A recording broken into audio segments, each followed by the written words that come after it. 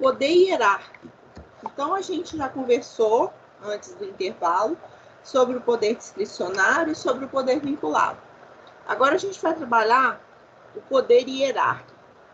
Esse poder, ele pode causar uma certa confusão, principalmente em provas de concurso, em que o examinador, ele acaba, né, confundindo, levando o candidato, às vezes, a confundir o poder hierárquico com o poder disciplinar. Então, a gente vai trabalhar bem esses conceitos para ficar bem sedimentado.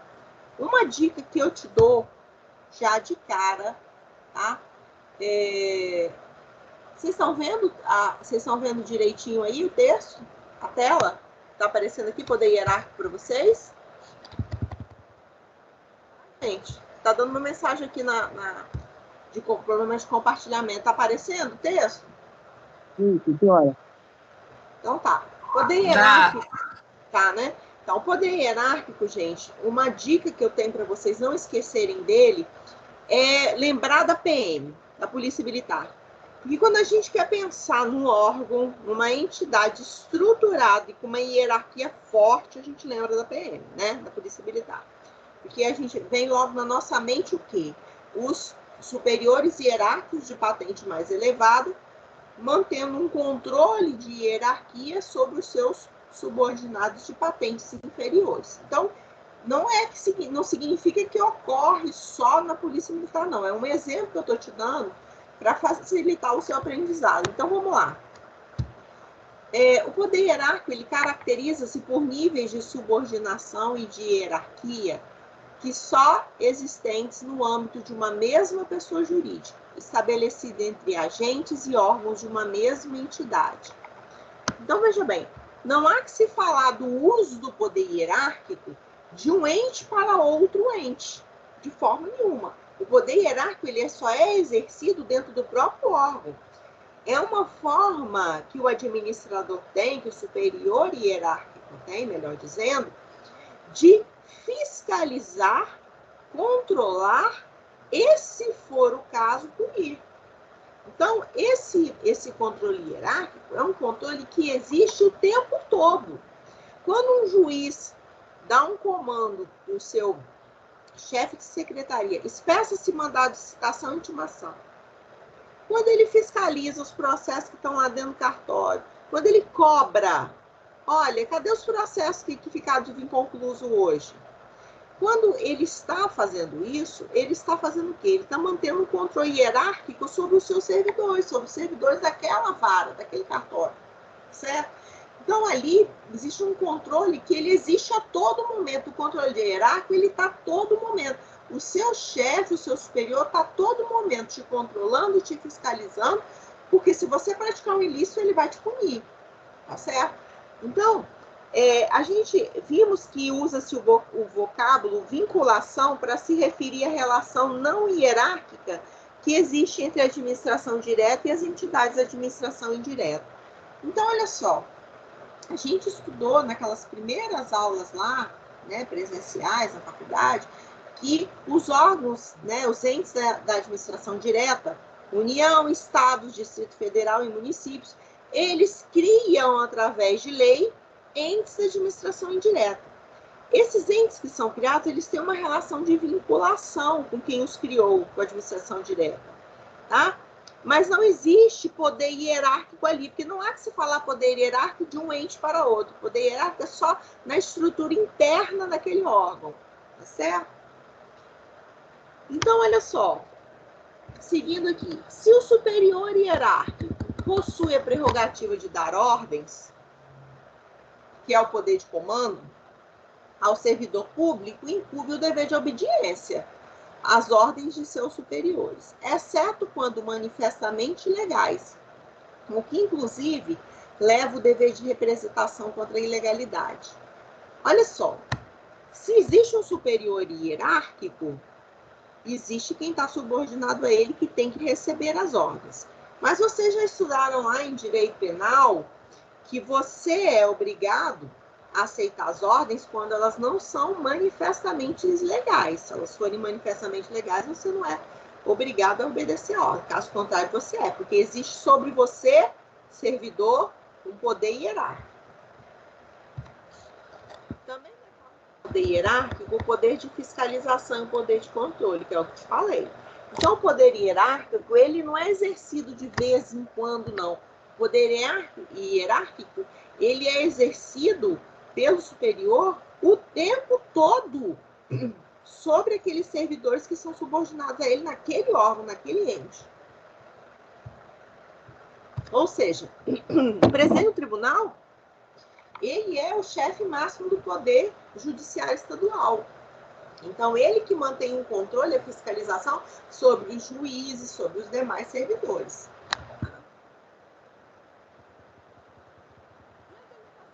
Competência. A delegação de competência é um ato discricionário revogável a qualquer tempo, na qual o superior hierárquico confere o exercício temporário de algumas atribuições originalmente pertencentes a seu cargo ao subordinado. Aí eu te pergunto, é possível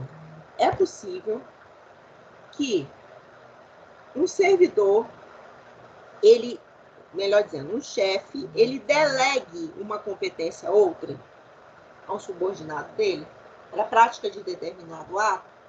Claro que é. Lógico que é. Então, por exemplo, se o presidente do tribunal ele viaja, ele tira férias, quem fica no lugar dele respondendo? O vice-presidente do tribunal. É ele que vai receber essa delegação de competência para agir. Quando o Corregedor-Geral de Justiça viaja, fazendo correição no Estado, certo? Com os juízes auxiliares dele, fica um controlador geral de justiça estadual, que é a pessoa que tem, que é obviamente, abaixo do vice-corregedor, né? Vamos supor, então, que o vice-corregedor tenha ficado. Se o vice que ficou, é ele que vai ter atribuição. Se não, a quem o corregedor ou o chefe daquele órgão designar. Tá certo? Então, determinadas competências que não são exclusivas, que são privativas, essas poderão ser delegadas. Isso a gente conversou na aula passada também. O que a gente também conversou na aula passada, chamada de avocação. A avocação de competência é um ato discricionário em que o superior hierárquico traz para si o exercício temporário de determinada competência atribuída por lei a um subordinado, salvo quando ela for exclusiva, o que seria vedado. Olha só, ela tem que ser temporária e fundamentada. Também conversamos sobre isso na aula passada. E o exemplo que eu dei para vocês, você vai lembrar se você assistiu a minha aula, é aquele caso do delegado da Polícia Federal que avocou a competência de um escrivão. O escrivão da Polícia Federal deveria ter praticado determinado ato, foi omisso, não praticou, tá certo? E aí, o seu superior, que é o delegado, vai praticar o ato. Só lembrando que a avocação, que é essa possibilidade de trazer para si, né? Ela não tira a competência que aquela pessoa que deixou de praticar o ato tinha, não. Então, naquele exemplo que eu dei para vocês do delegado de Polícia Federal, que traz para si, avoca para si uma competência que era do escrivão, de praticar um ato que o escrivão não praticou por omissão, o escrivão, nesse exemplo, não perde não, tá, a competência. Ele só não vai praticar aquele ato que foi avocado, mas ele não perde a competência. Continua sendo dele. Mas, às vezes, acontece, às vezes o termo avocação também é utilizado para chamar de volta o exercício de competência que fora delegado. Então, às vezes, essa expressão também significa trazer de volta. Olha, eu deleguei provisoriamente, temporariamente, enquanto eu viajava, uma função a você, de fazer o pagamento de fornecedor, de assinar as ordens de serviço, de assinar os cheques e tudo mais. Agora eu estou de volta, eu estou trazendo essa competência de volta para mim. Então, às vezes, o termo avocação também pode ser utilizado nesse sentido. É o que você verifica aí na leitura desses artigos. Inclusive, dá uma lidinha nesses artigos que vai acabar sendo nosso para-casa, tá? A gente está há muito tempo já sem para-casa e eu preciso de fazer um para-casa para vocês. Então, coloque como para-casa aí, você escrever, fazer um resuminho sobre os artigos 11 a 15 da Lei 9784 de 99. Isso aqui, ó, está aqui na tela de vocês, ó. vendo? Leitura dos artigos 11 a 15 da Lei 9784 de 99. Bom, seguindo aqui. Bom, e aí a gente termina o poder hierárquico e entra... Ah, tá, mas antes de terminar, né, no poder hierárquico, eu preciso dar 3 características, então. Eu já falei, mas eu quero que você anote, tá? É para você não esquecer isso. Então, tem 3 situações em que não vai existir o poder hierárquico. Então, nós temos 3 situações, que eu já falei elas com vocês, mas eu vou tornar a falar agora, que não existe poder hierárquico. Primeiro, não existe poder hierárquico de pessoas jurídicas distintas. Eu já falei isso para você. O poder hierárquico, ele é só exercido dentro do mesmo órgão, dentro do mesmo ente. Então, não existe poder hierárquico, por exemplo, da administração direta sobre uma autarquia que ela criou, né? Sobre os servidores daquela autarquia. Aqueles servidores daquela... Aquele exemplo da autarquia não, porque a autarquia ela está ligada ali, mas eu prefiro que você entenda o seguinte: dentro da autarquia, de uma autarquia federal, existem os superiores hierárquicos. Então, o poder hierárquico é exercido ali dentro, e não da União para a autarquia, que foi o ente que a criou, tá bom? Outra coisa que não existe, poder hierárquico, é entre poderes da República. Não existe. O que existe entre... Você sabe, você estudou lá em Direito Constitucional, né? E que os poderes são independentes e harmônicos entre si. Então, o judiciário não tem poder hierárquico sobre o legislativo, nem sobre o executivo, nenhum sobre os outros. Cada um exerce o seu poder dentro da sua estrutura. E por isso que eu falei para você, o chefe do poder judiciário estadual é o presidente do tribunal. Ele é a autoridade máxima do judiciário estadual. Então, ele é que vai ter o poder hierárquico sobre todos os juízes e sobre todos os servidores daquele poder. Mas ele não tem influência sobre o executivo, sobre o legislativo, né? Outra coisa que não existe também, grave isso, porque é uma outra forma de poder que a gente vai estudar daqui a pouco. A administração pública não exerce o poder hierárquico sobre o particular, tá? Particular não é servidor público. E poder hierárquico, você vai lembrar. Poder hierárquico se aplica dentro de um órgão público. Particular não é servidor público. Então, não há que se falar poder hierárquico de administração pública para cima de particular, não. Esse poder tem outro nome, que a gente vai estudar daqui a pouco, é o poder de polícia. Tudo bem? Tem algum aluno tentando entrar aqui? Por enquanto não. Deixa eu olhar o WhatsApp se tem algum aluno tentando entrar também, porque alguns dos alunos mandam WhatsApp para mim dizendo não, dizendo que não está conseguindo acessar até agora e ninguém não. Por enquanto está tudo sob controle. Então vamos continuar. E o poder disciplinar, gente? O poder disciplinar, ele parece muito com o poder hierárquico, mas ele tem uma diferença. Que é a diferença que você não vai esquecer mais, tá? O poder disciplinar, o próprio nome já diz, é o poder de te dar um corretivo, uma disciplina, uma punição. Então, o poder disciplinar não é um poder que incide sobre o servidor público a todo tempo, não. Ninguém é punido todo momento, ninguém pratica ilícito, nenhum servidor público pratica ilícito toda hora. Se praticar, só estava demitido, né? Então, veja bem, o poder disciplinar, ele só é exercido quando existe uma infração administrativa ou praticada por um servidor público ou praticada por um particular que tenha vínculo com a administração pública. Então, olha só.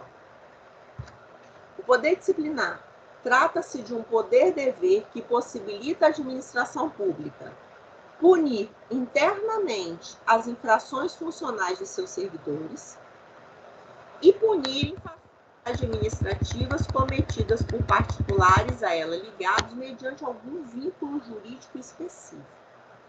Por exemplo, o descumprimento de uma obrigação contratual.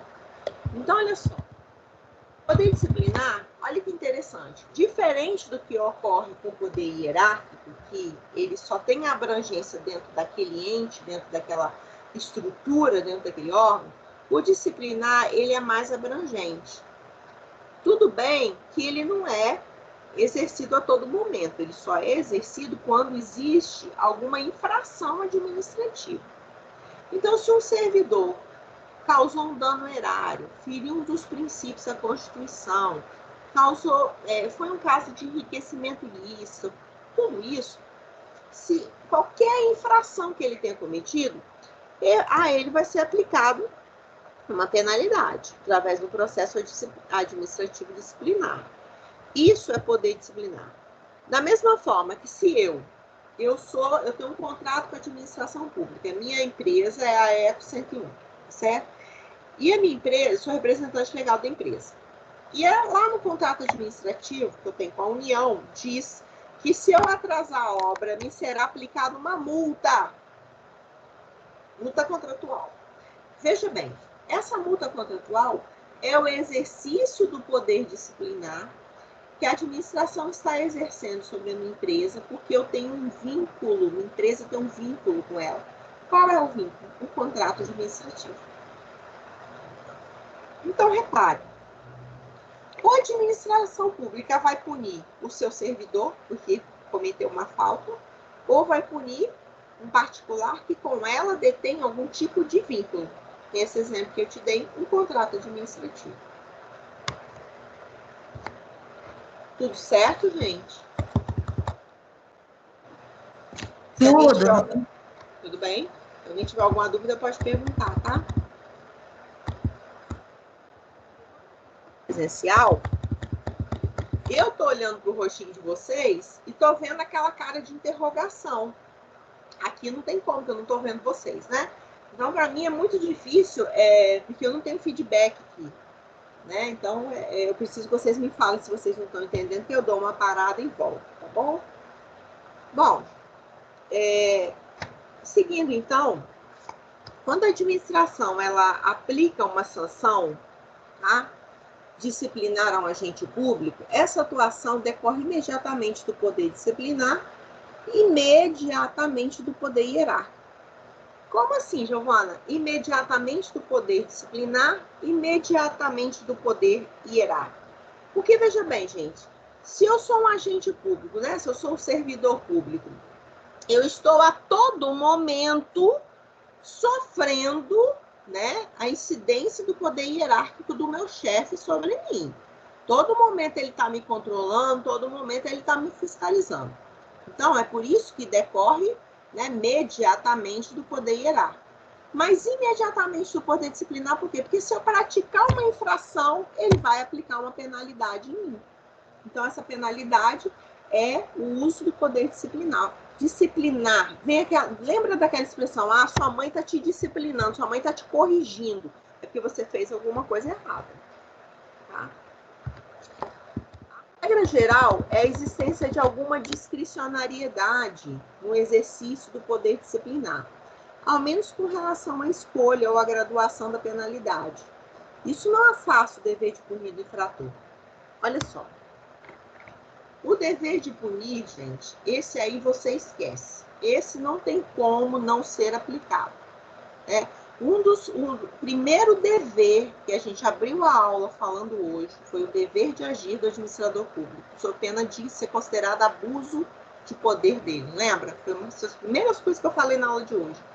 Então, repare, o dever de agir existe e ele é obrigado, tá? Mas o administrador, né, e aqui eu estou falando do superior hierárquico, que é quem pode punir, ele pode ter uma certa discricionalidade, como eu já expliquei para você, de escolher qual é a sanção a ser aplicada. Então, pode ser que ele entenda que um afastamento por 90 dias é muita coisa, não é conveniente, não é oportuno. Ele afasta o servidor só por 30. Ou ele pode achar que uma advertência é o suficiente para resolver o problema. Então, veja bem, a discricionalidade aqui, né, no uso do poder disciplinar, está na escolha, né, da penalidade a ser imposta quando a lei permite a escolha. Porque tem casos que a lei não permite a escolha, não, que ela já traz esse tipo fechado e a sanção já aplicada a ele. Então, quando a lei permite a escolha do administrador, é uma coisa. Quando ela não permite, não. Se ela já trouxer que para aquela conduta é determinada infração, aí ele não pode escolher outra infração, que ele pode graduar, né, a pena a ser aplicada. Eu acho que é graduar a expressão, né? Quando ele vai dar a gradação à pena. É isso que eu quero dizer. Gradação da pena. Olha, não confundir poder disciplinar da administração pública, é um vínculo específico, com o poder punitivo do Estado, que é o jus puniendi, que é um exercício do poder judiciário. Veja bem, poder disciplinar da administração é com quem tem um vínculo com a administração, ou porque é servidor público, ou porque tem um contrato. Esse direito de punir do Estado, que é o jus puniendi, isso é aplicado a todo mundo indistintamente, não porque praticou uma infração legal, mas é porque praticou, por exemplo, um ilícito civil ou criminal, né? Não uma infração administrativa. Tudo bem? Então, só para você lembrar, o poder hierárquico, ele é aplicado o tempo todo, tá certo? Sobre os seus servidores, mas o poder disciplinar não. O poder disciplinar, ele não é algo permanente, né? Ele não é aplicável em tempo integral, só em caso de infração, tá? Bom, saindo aqui do poder disciplinar, a gente entra no outro tipo de poder, que a gente também vai te remeter muito ao estudo da aula passada sobre atos normativos, que é o poder regulamentar. Gente, o poder regulamentar, ele também é conhecido com o nome de poder normativo, tá? Ele também é conhecido com esse nome, de poder normativo. Então, o poder regulamentar, ele designa competências que são conferidas ao administrador em regra, a gente vai ver porque não é só o chefe do executivo, mas em regra ao chefe do poder executivo, para editar atos normativos que assumem a forma de decretos. Mas olha só o chefe do executivo pode editar decreto. Mas é só decreto que é considerado ato normativo? Não. A gente viu na aula passada que nós temos aí os regulamentos, os regimentos, lembra? Então, tudo isso são atos normativos. Então, esses outros atos normativos também são praticados por chefe de outros poderes. Mas o poder regulamentar, ele assume muito, né? Ele trabalha muito essa questão dos decretos, porque é o decreto que é o ato normativo do chefe do Poder Executivo. Mas, por que você fica batendo no chefe do Poder Executivo? Ora, gente, porque quem tem a função típica de administrar é o chefe do Executivo, né? Federal, estadual, municipal. O judiciário legislativo, essa função de administrar deles é uma função atípica. Ele também administra. O presidente do tribunal administra o tribunal, o presidente da Assembleia administra a Assembleia. Mas não é a função principal deles, né? Não é a função típica, primária deles. Então, veja bem, então é por isso que a gente, quando estuda atos normativos, ou estuda poder regulamentar, a gente está falando mais aqui dos atos normativos que são editados pelo chefe do Poder Executivo, porque ele tem a função principal aí de administrar, a função típica de administrar. Né? Atos, né, ou melhor dizendo, dentro desses poderes regulamentares aqui, ou poderes normativos, né, nós temos os decretos. E existe uma classificação dos decretos, tá? Só um momentinho, gente.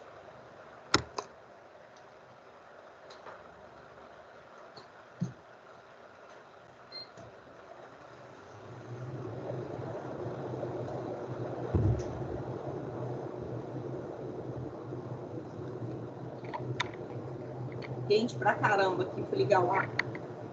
Bom, então, dentro dos decretos, a gente tem uma classificação aqui de decretos de execução, decretos regulamentares e decretos autônomos.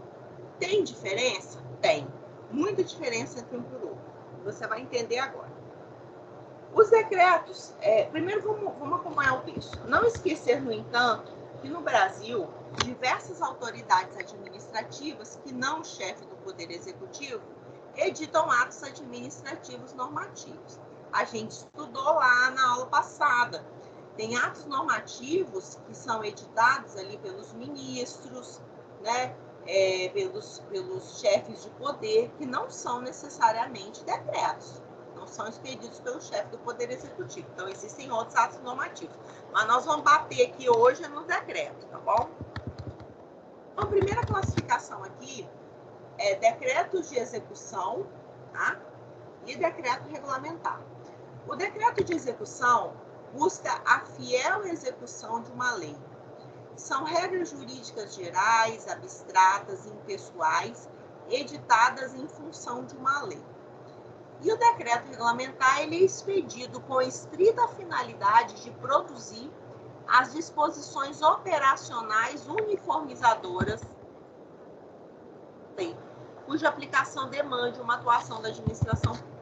Ora, gente, os exemplos que eu posso te dar, principalmente desse decreto regulamentar, é muito interessante, porque como eu sou professora de tributário, né, então e também sou de direito administrativo e também de constitucional, na verdade os três andam de mãozinha dada, né, gente? Não tem como estudar um e não estudar o outro, né?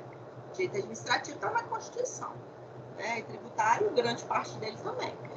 Então, olha só, um decreto que ele formalmente é um decreto, mas que todo mundo chama de regulamento, é o decreto que trata do imposto de renda. Se você entrar no site da Receita Federal, você vai ver lá RIR, uma sigla, escrito RIR, RIR, Regulamento do Imposto de Renda. Ai, gente, mas ele é um regulamento, ele é um decreto. Ele é um decreto regulamentar. Qual é a função? Existe uma lei federal, é a lei que trata do imposto de renda, tá certo? Só que existem detalhes, tá? Detalhes operacionais, disposições que uniformizam comandos que são dados pela lei de imposto de renda.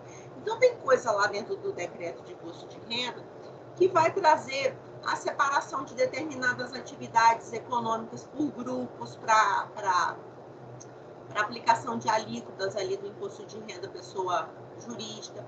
Existe uma série de disposições que servem para uniformizar e para regulamentar aquela lei federal que trata do imposto de renda. Então, apesar de se chamar de regulamento do imposto de renda, na verdade ele é um decreto. Olha que interessante, um decreto regulamentar. Tá? Mas nós temos decretos de execução, que busca a fiel execução de uma lei.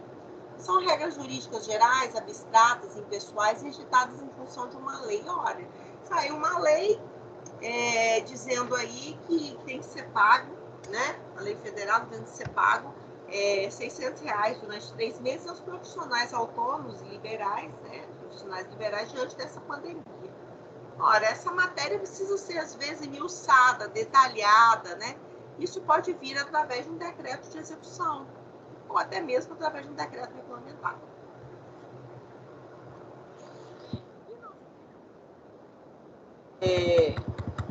Um comando no artigo 84, inciso 4, na Constituição, em relação aos decretos.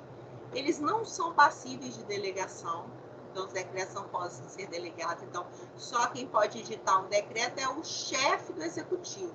Isso não pode ser delegado a outra pessoa. Não podem inovar a ordem jurídica. Um decreto, ele não pode, via de regra, a gente vai ver que tem exceção, mas a regra é que os decretos, eles, tanto os regulamentares quanto os de execução, eles não podem inovar no ordenamento jurídico, ou seja, ele não vai trazer matéria nova, não. Ele vai simplesmente esmiuçar, trazer detalhes, esclarecer um assunto que já está sendo tratado numa lei, tá? Então, ele não inova no ordenamento jurídico, tá? Ele está adstrito ao que aquela lei fala. E tem um artigo 49, inciso 5 da Constituição, que fala... Nossa, só um minuto, gente, que eu acho que esse ar aqui não tá... Só um minutinho, deixa eu dar uma regulada aqui.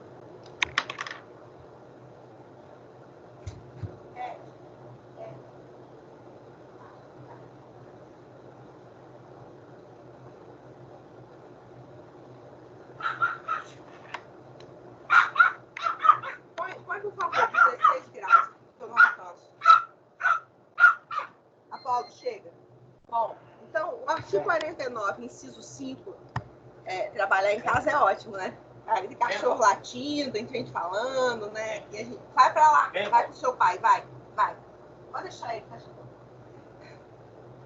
Bom, gente, o artigo 49 da Constituição fala da possibilidade do Congresso sustar os atos do presidente que exorbitem o poder regulamentar ou que extrapolem suas atribuições. O que acontece? Se o decreto é um ato do chefe do Executivo, em relação, né, a esse artigo 49, especificamente um decreto expedido pelo presidente da República.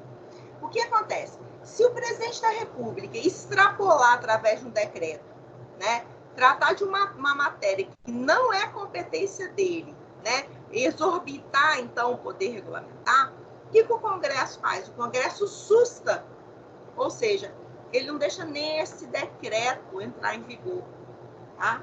O Congresso aí mantém esse controle sobre os atos do presidente da República. Mas existe também uma última classificação de decretos, que são os autônomos e independentes. Por que o nome autônomo ou independente? Você vai lembrar. Eu não falei para vocês que os decretos regulamentares e os de execução, eles não podem inovar, criar coisa que não está prevista em lei? Pois é, esse aqui é uma exceção, ele pode. Ele existe autonomamente, por si só, de forma independente, sem nenhuma lei para ele ter que regulamentar a matéria. Só que acontece, em alguns países, em alguns sistemas constitucionais, esses decretos, eles são possíveis de serem editados, em qualquer caso, mas no Brasil não. No nosso ordenamento jurídico, esses decretos autônomos, eles só podem ser, tá, editados em dois casos. É aquele artigo 84, inciso 6 da Constituição que eu falei de vocês hoje. Quando o presidente da República, ele, através de decreto, ele organiza o funcionamento, né, de uma atividade de algum órgão público. Então, se for para organizar a estrutura e o funcionamento de órgãos públicos federais que não impliquem aumento de despesa ou extinguir cargos públicos vagos, nesse caso, pode ser através de um decreto autônomo. Veja, não precisou de nenhuma lei, não existia nenhuma lei anterior, não.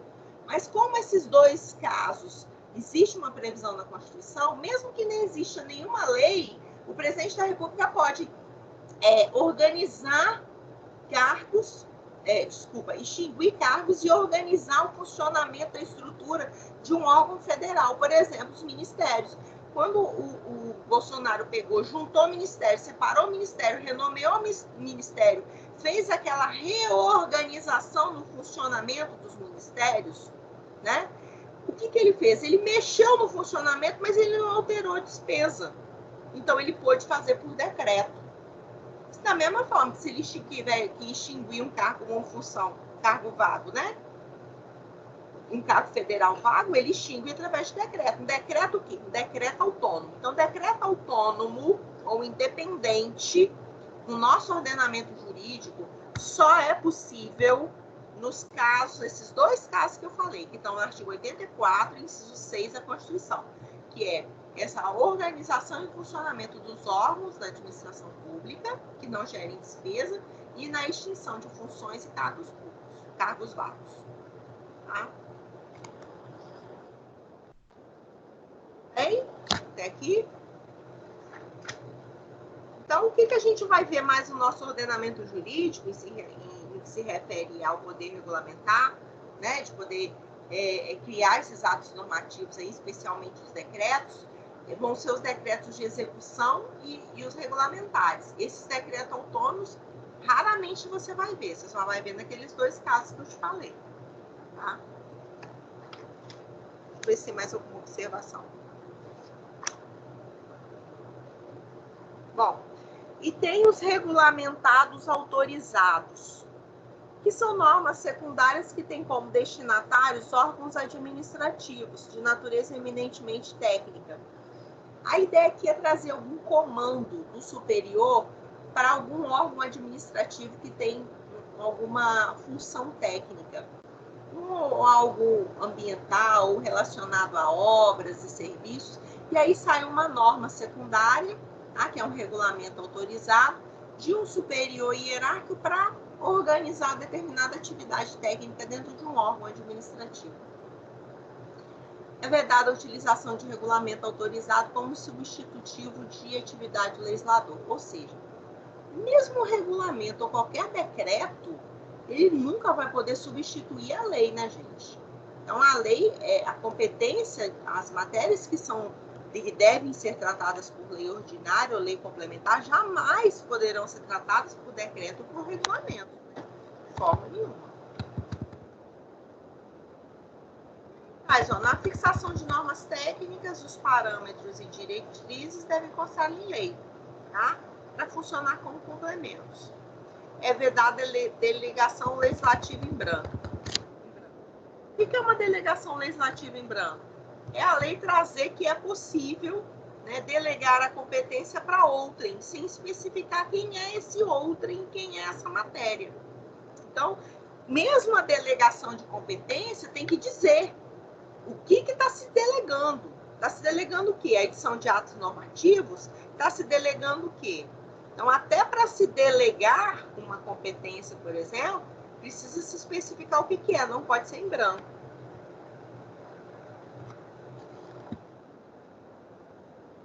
Bom, e o controle judicial, gente? Eu disse para vocês que os decretos, né, existem as classificações de decreto, mas o que pode gerar maior confusão, porque não existe lei para ele disciplinar, ele vem de forma autônoma, independente, que é aquele caso lá do artigo 84, inciso 6, o decreto autônomo, em tese, seria possível ataque via ADIM, né, ou ADIM, ação direta de inconstitucionalidade. Por quê? Como ele é autônomo e tem força de lei, em tese, pode ser que ele seja declarado inconstitucional. Aí ele pode ser atacado via ADIM. E é possível o controle de legalidade, se fere a lei. Na verdade, qualquer ato é possível controle de legalidade. Decreto, regulamento, qualquer lei, né? Qualquer tipo de lei é possível controle judicial. E aí a gente vai entrar agora num poder que ele é muito cobrado. É o mais falado. E é o que mais se usa, para te falar a verdade. Sabe por quê? Porque o poder de polícia, esse que a gente vai tratar agora, ele alcança todo mundo. Todos os particulares que não têm vínculo nenhum com a administração pública. Nada. Não tem vínculo com a administração pública, mas você sofre o poder de polícia. Sim, a todo momento. E eu vou te explicar agora. Primeira coisa, aonde está o conceito de poder de polícia? Ele está no artigo 78 do Código Tributário. No Código Tributário, exatamente. Da mesma forma que o conceito de funcionário público está no Código Penal. O conceito ele pode vir em qualquer parte do ordenamento jurídico, né? Ele está lá no CDN porque o poder de polícia ele é muito utilizado na atividade tributária, principalmente no que se refere à obrigação acessória, o cumprimento das obrigações acessórias. Obrigações tributárias acessórias e principais. Eu não vou nem entrar nesse mérito agora. Diz o artigo 70.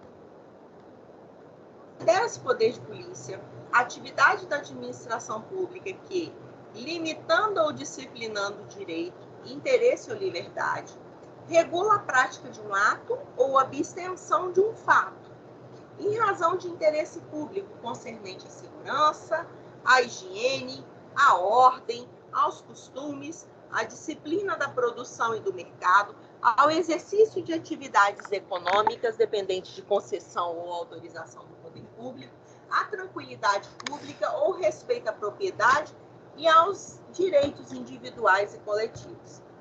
Giovana, pelo amor de Deus, esse conceito é muito grande. O que eu preciso gravar dele? Gente, o que você precisa gravar do conceito de poder de polícia, tá? É que ele é uma atividade da administração que, limitando ou disciplinando o direito, obriga você à prática de um ato ou abstenção de um fato, tá? Em razão do interesse maior da coletividade. Então, é um direito que a administração pública que tem de obrigar você, particular, eu, particular, de praticar um ato ou deixar de praticar um ato que nós temos direito pela lei em prol de um direito maior da coletividade. Quer um exemplo? Olha só. Quando a administração pública, ela te multa, você não tem vínculo nenhum com a administração pública. Você é dono de um bar e de um restaurante. Quando ela te multa porque você vende mercadoria, está com uma mercadoria em seu depósito, uma mercadoria vencida, o que ela está fazendo? Ela está limitando um direito seu. Um direito seu de quê? De exercer sua atividade econômica de venda de mercadoria. Só que ela está limitando um direito seu em prol de um interesse maior.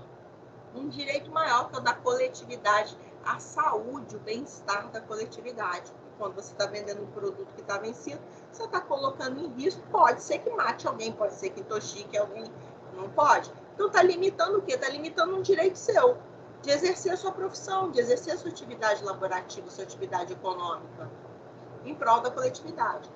Outro exemplo que eu vou te dar, quando você solicita uma licença de construção, você solicita uma licença de construção. E aí, a administração fala, olha, eu concedo a licença de construção, mas preste atenção, você não pode, nessa região aqui da cidade, edificar um prédio com mais de 5 andares.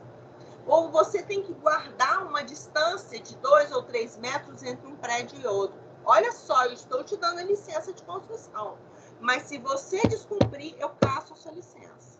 O que a administração pública está fazendo? Ela está aplicando você o poder de polícia. Exatamente.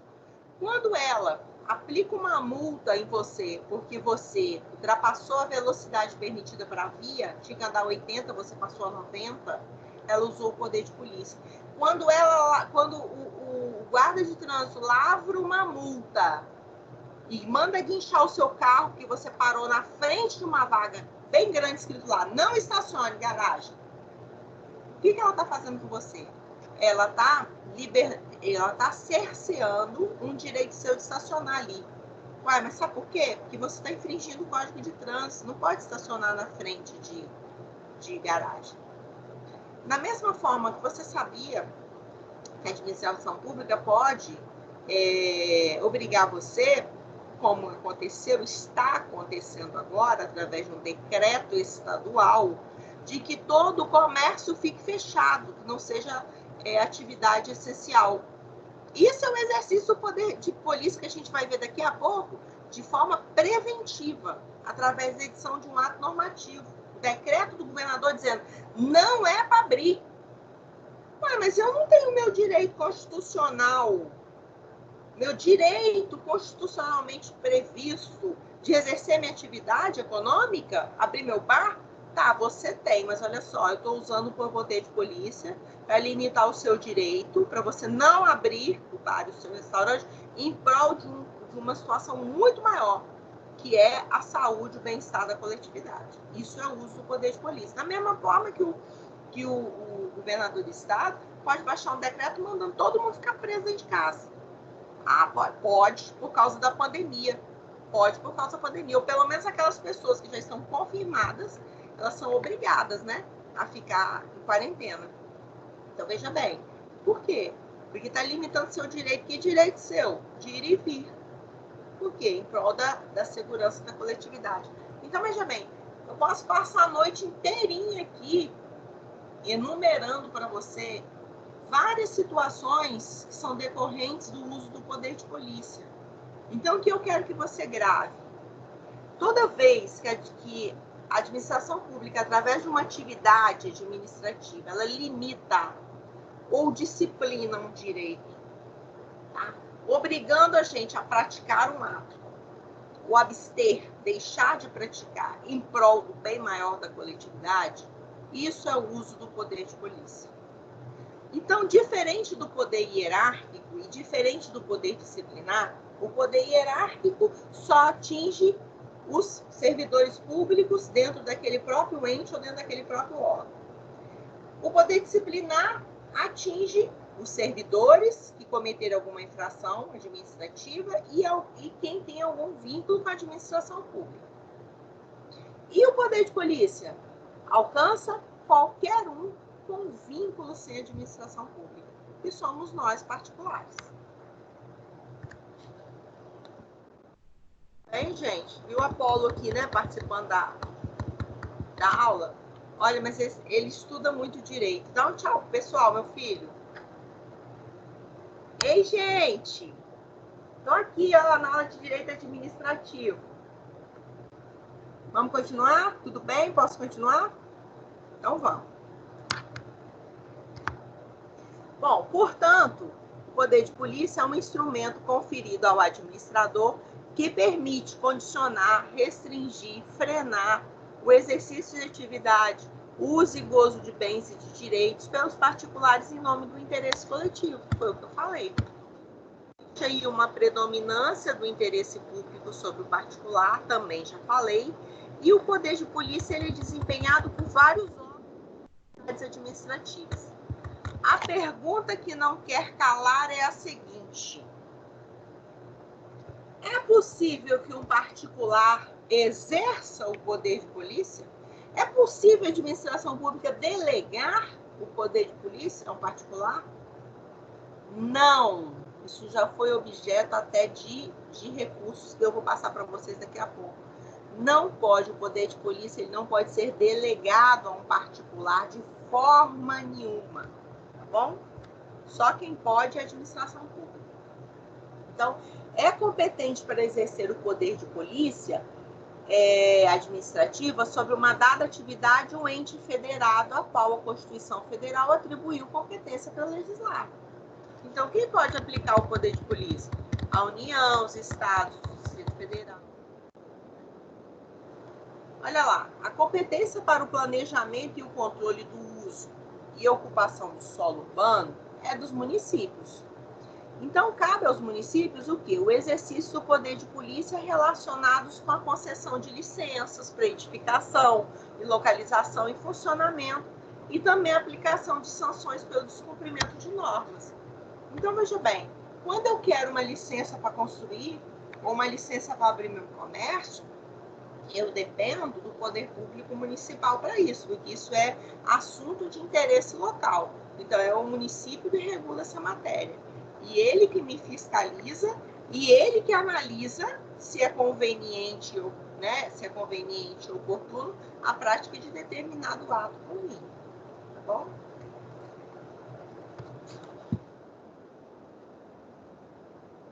Mas existe uma classificação desses atos de poder de polícia. Eu já até adiantei para vocês, então, parte deles.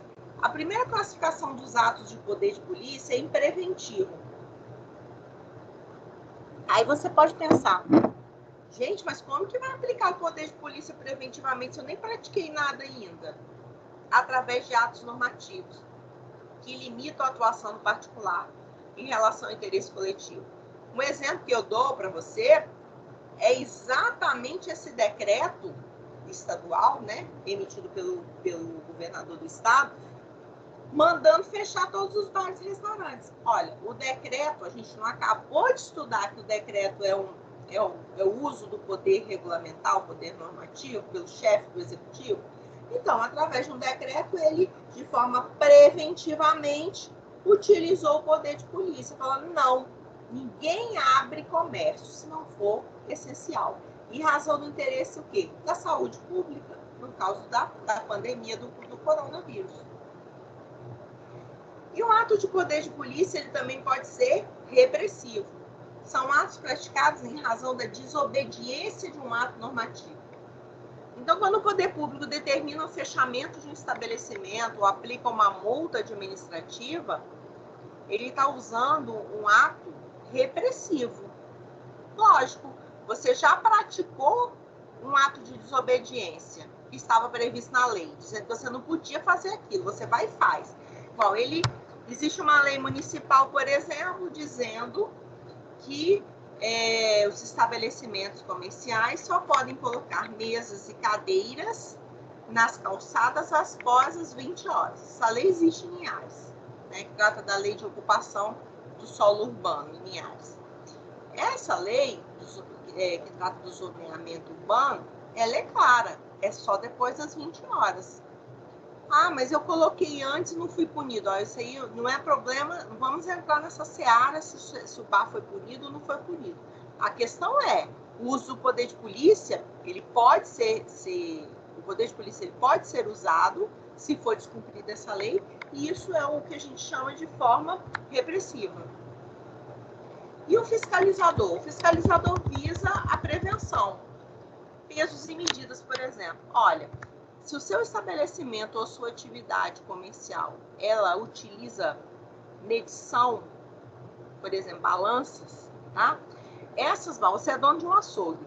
A sua balança ela tem que estar aferida pelo Inmetro, que é o Instituto de Pesos, né, e Medidas. Que uma vez, não sei se é uma vez por ano, tem uma periodicidade lá que a lei exige que essas balanças sejam aferidas. Elas, inclusive, recebem um selinho, um lacre, tá? Você paga uma taxa para isso, né? E aí, essa taxa que você paga, o Inmetro, ele te dá um selo dizendo que a sua balança está aferida, ou se não tiver, ele afere, né?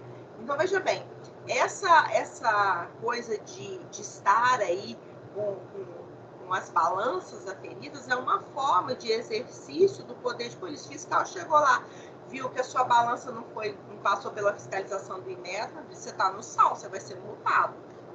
Tá?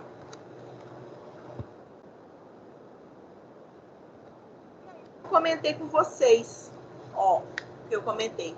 Não são passíveis de delegação a particulares, sob pena de colocar em risco o equilíbrio social, que é uma atividade exclusiva do Estado, decorre do poder de império, que só o Estado pode, porque só ele é que tem a supremacia, só ele que tem os poderes administrativos, isso não pode ser delegado a um particular. Tá? Se você quiser aprofundar sobre o tema, tem um RESP e um recurso extraordinário aí, 2 números, para você pesquisar, se você quiser. Tudo bem, amores, até aqui? Sim? Sim. Posso continuar? Bom, e o poder de polícia, Giovana, ele tem características, porque atributos são características. A gente estudou já os atributos do ato administrativo, agora a gente vai estudar os atributos do poder de polícia. Eu estou tratando ainda do poder de polícia, tá? Que é um dos poderes mais utilizados, como eu disse para vocês, e o mais cobrado, porque a extensão dele não é só interna corporis, né? Não é só dentro do órgão da identidade. Pelo contrário, né? O poder de polícia é aplicado a qualquer um de nós, particulares, que não tem vínculo com a administração pública. Então, quais são as características ou os atributos aí do poder de polícia? A primeira delas é a discricionariedade. Existe uma razoável liberdade de atuação, porque o administrador, ele pode escolher o motivo, né, dentro dos limites legais também, o seu conteúdo. Então, ele pode analisar, como eu disse para vocês, dependendo da situação, se ele vai aplicar uma pena de advertência, se ele vai aplicar uma pena de suspensão, se ele vai fechar o seu estabelecimento, se ele vai interditar só a música ou vai interditar o estabelecimento inteiro. Existe uma certa discricionariedade, vai só te advertir e mandar você consertar aquilo que você está fazendo. Discricionariedade. Autoexecutoriedade.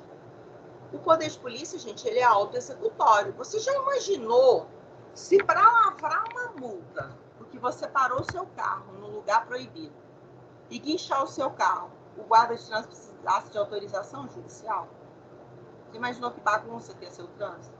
Uai, ele age com poder de polícia repressivo, que existe uma lei que você descumpriu. Então, ele meteu a caneta, aplicou a multa, você não mandou guinchar seu carro. É autoexecutório, ele não precisa, não. Aliás, corrigindo, a multa não é autoexecutória, não. O guincho é. A multa é um único ato, e a gente estudou isso na aula passada, um único ato administrativo que não é autoexecutório. Por quê? É o poder de polícia, mas não é autoexecutório, é uma exceção. Por quê? Porque a multa, o administrador ele pode chegar lá e obrigar, paga a multa agora. Pode não. Vai abrir um prazo de recurso para você. A multa, se você não pagar, ele tem que entrar com uma ação de execução fiscal. Então, a multa é a única exceção à autoexecutoriedade. É o uso do poder de polícia, Giovana? É o uso do poder de polícia. Mas é o único que não é autoexecutório. Ele pode chegar e falar, paga a multa agora, de trânsito. Não pode. Vai abrir um prazo para você pagar. Ou você recorre ou você paga. Você pode recorrer ainda, se insurgir contra isso. Porque a gente estudou na aula de atos que isso não é uma presunção absoluta. É uma presunção relativa. Tanto é que você tem prazo para recorrer. Né? Então, você não pagou, ele pode obrigar a pagar. Aí tem que entrar com uma ação de execução fiscal. Uma observação aqui é não esquecer que o ato administrativo pode ser alvo de questionamento, tanto pelo particular, né? Pelo particular, melhor dizendo, no Poder Judiciário. Ou seja, se você não concordar com a aplicação, você vai para o Judiciário para questionar isso, a legalidade daquele ato. Não pode discutir o mérito administrativo, mas a legalidade pode. Sobre isso. Ó, a autoexecutoriedade é possível, então, quando existe previsão em lei, retenção da caução em um contrato administrativo. Existe previsão de lei que pode, se eu tenho um contrato administrativo com a União, isso a ECO 101. E está dizendo lá na cláusula no nosso contrato que se eu não cumprir o cronograma ou abandonar a obra, é possível que aquele dinheiro que eu depositei a título de caução, minha empresa depositou para garantir a obra, a caução, que a administração pública pode ir lá levantar aquele dinheiro, sacar aquele dinheiro e dar continuação na obra. É possível? É possível. Isso é algo que traz o poder de polícia à autoexecutoriedade, porque existe uma previsão, nesse caso que eu dei, no contrato administrativo. Mas, Giovana, mas é possível? Isso não seria uma cláusula exorbitante? Não, gente. A lei que trata de contratos administrativos, quando a gente for estudar contrato administrativo, você vai ver que ela prevê a possibilidade de retenção de caução. Um outro caso de autoexecutoriedade que é possível. Autoexecutoriedade de quê que eu estou falando? Do poder de polícia. Urgência. Ou seja, em casos em que não seja tomada, se ela não for tomada, cause prejuízo maior para o interesse público. Por exemplo, internamento de pessoal com doença contagiosa. Eu dei para vocês de se obrigar pessoas com Covid a ficarem reclusas dentro de casa, é o uso do poder de polícia. A administração pública pode obrigar você, porque você está com uma doença que é contagiosa, está colocando em risco toda a coletividade. Isso é um caso de urgência. Então, isso daqui significa que é possível, tá? A autoexecutoriedade aqui, porque se trata de uma medida de urgência. Observação. A exigibilidade está ligada ao uso dos meios coercitivos indiretos, traduzindo a prerrogativa da administração de impor obrigações ao administrado, sem prévia autorização judicial. Então, é o que eu falei para vocês. Você imagina se toda vez que o poder público tivesse que agir, ele tivesse que pedir autorização primeiro ao judiciário, a máquina não ia andar. E isso iria se instalar um caos.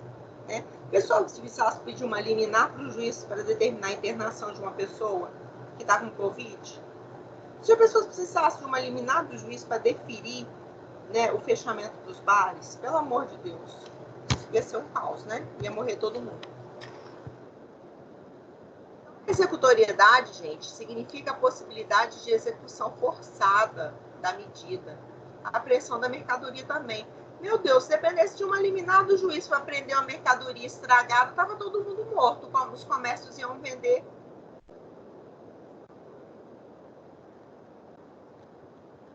Outro atributo, então, outra classificação, outra característica, melhor dizendo, do poder de polícia. Então, a primeira característica, o atributo do poder de polícia é a discricionariedade. A segunda é a autoexecutoriedade. E a terceira é o quê? A terceira é a coercibilidade.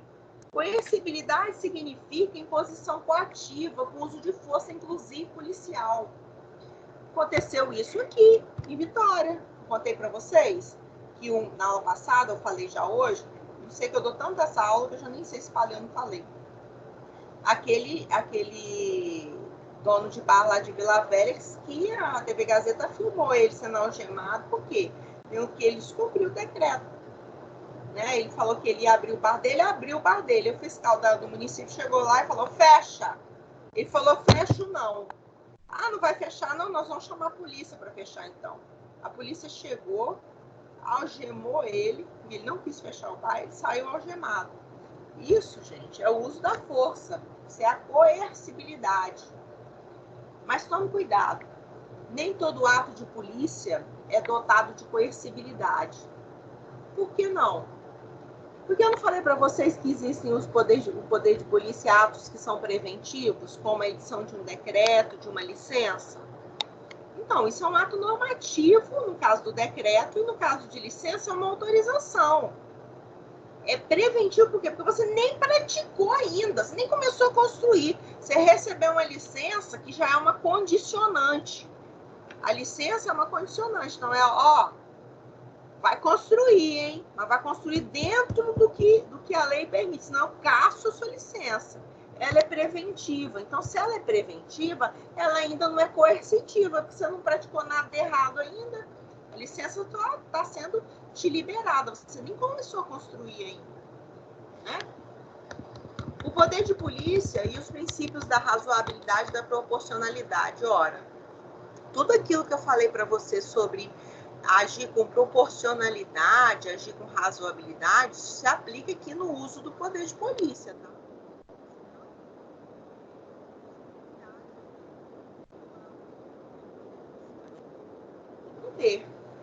Porque você sabe que o administrador, durante o uso do poder de polícia, ele pode agir com abuso, né?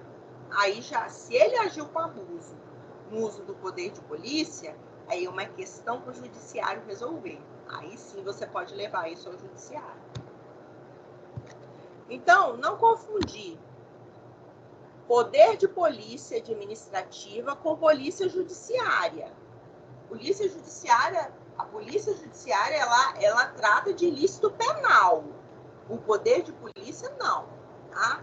É tudo aquilo que a gente já conversou. Controlar uma atividade, né? Cercear um direito seu em prol de um direito maior da coletividade. A gente vem com relação ao prazo prescricional.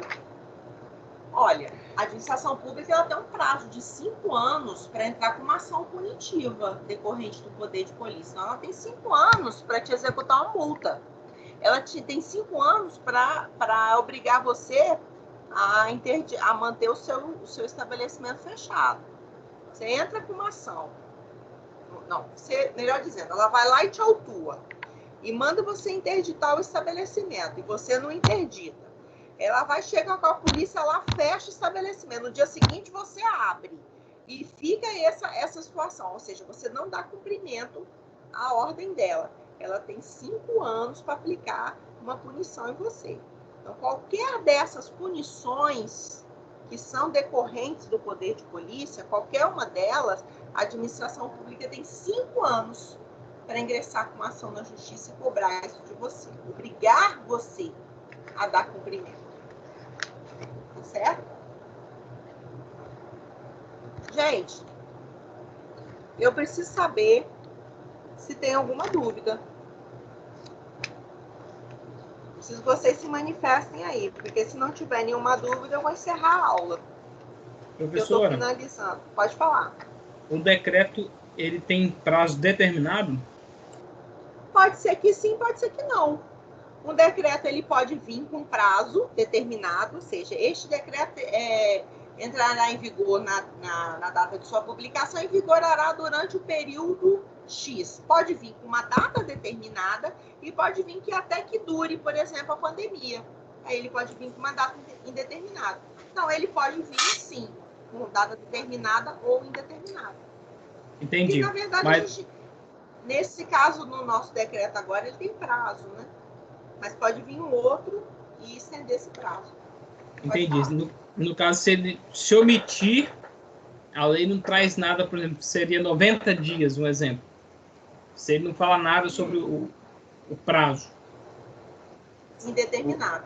É indeterminado, né? Não falar sobre o prazo é indeterminado. Pode ser até que cesse, ele pode vir também assim, até que cessem as causas da pandemia. Perfeito. Bom, até que cesse as causas da pandemia, só Deus é que sabe. Pode ser um mês, 2 meses, 10 meses. Normalmente, eles vêm com data fixada. Beleza. Obrigado. Gente, alguém tem mais alguma coisa que gostaria de perguntar? Bom, lembrando, então, que a apostila, essa apostila que eu acabei de passar para vocês agora, está na pré-aula 10, pré-aula do encontro 10.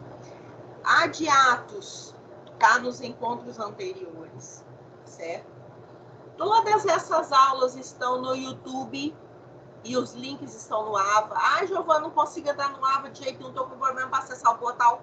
Tudo bem, não vai pelo portal. Entra direto no meu canal, Prof. Giovana Zanetti. Todas as aulas, desde o primeiro dia que nós estamos dando aula online, estão lá gravadas no YouTube. Qualquer pessoa, eu botei lá, público, qualquer um pode assistir, tá?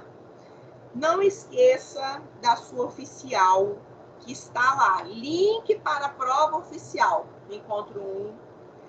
Pelo amor de Deus, prazo até dia 24/4. Faça oficial até o dia 24/4. E só encaminhe se você tiver certeza que está certo. Porque vai valer só o primeiro envio. Não tem como depois enviar de novo, não. Se enviou errado, Inês é morta. Tá? Então, só clica lá em enviar. Se não tem tempo para fazer, você pode ficar o dia inteiro fazendo aquilo, né? E aí, depois, se tiver certeza, você envia. Tá bom?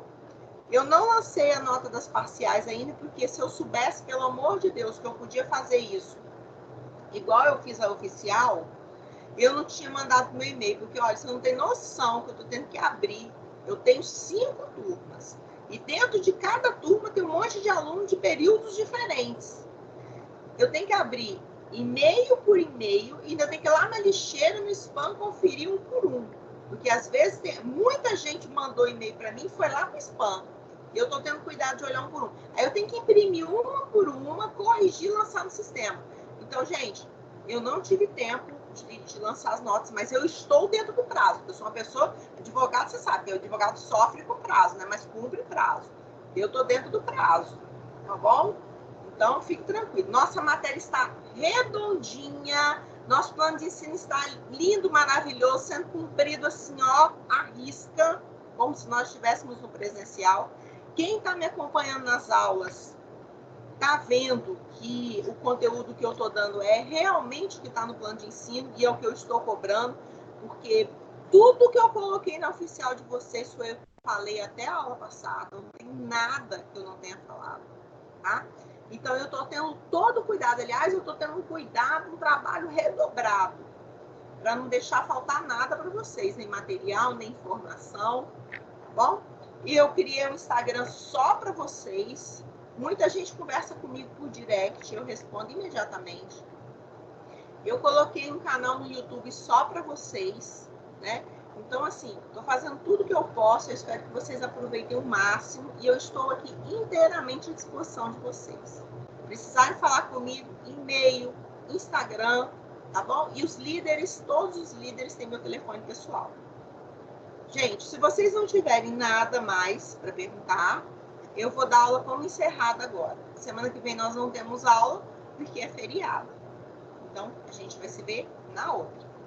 Combinado? Se não tiver nada para perguntar, eu vou encerrando então. E vou desejando a vocês uma noite abençoada de descanso. Um resto de semana super próspero, apesar de que você esteja dentro da sua casa, mas só de fato de você estar estudando, você já está ocupando o seu tempo, já está fazendo algo importante na sua vida, tá? Então, eu desejo tudo de bom para você, para sua família, toda a proteção, tá? E que Deus abençoe vocês. Uma boa noite, gente. Boa noite, professora. Muito obrigada.